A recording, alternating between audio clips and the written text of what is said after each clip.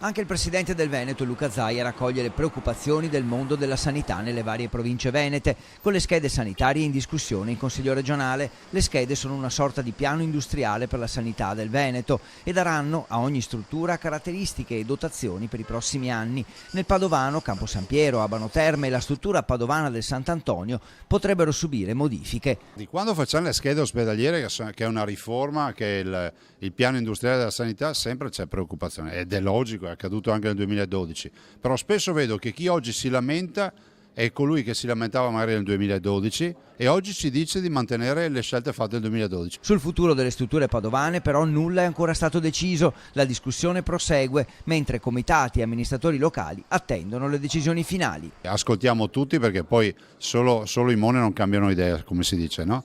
Ascoltiamo tutti, facciamo una verifica da un punto di vista tecnico e poi penso che mettere insieme più cervelli ci porta a fare le cose fatte bene.